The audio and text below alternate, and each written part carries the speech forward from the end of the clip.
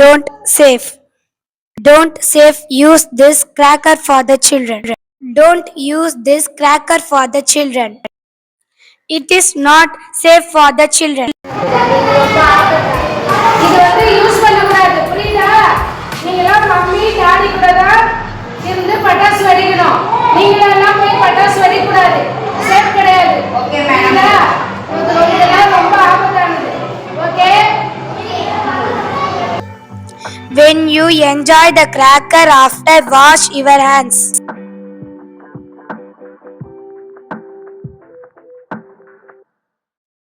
தீபாவளியை பெற்றோர்களுடன் பாதுகாப்பாகவும் மகிழ்ச்சியாகவும் கொண்டாடுங்கள்.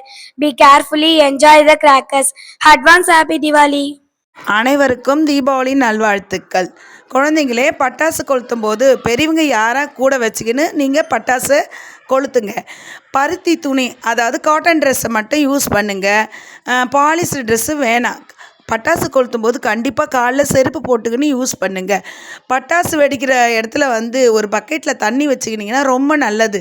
ஏன்னா தீக்காயம் பட்டால் உடனே தண்ணி போட்டு அலசிக்கலாம். வெடிக்காத பட்டாசை பெரியவங்க கண்டிப்பாக சிறிய பசங்க தொடக்கூடாது.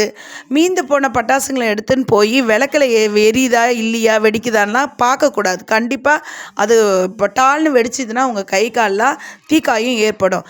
அதனால் ரொம்ப ஜாகிரதையாக பட்டாசு வெடிக்கணும். சானிடைசர் யூஸ் பண்ணக்கூடாது.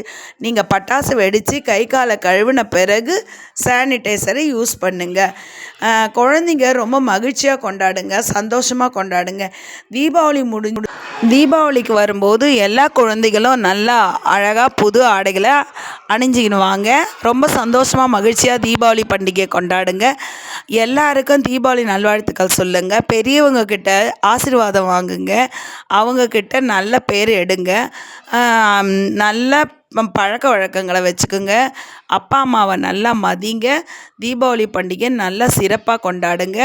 உங்களுக்கு என்னோட மீண்டும் தீபாவளி நல்வாழ்த்துக்கள்.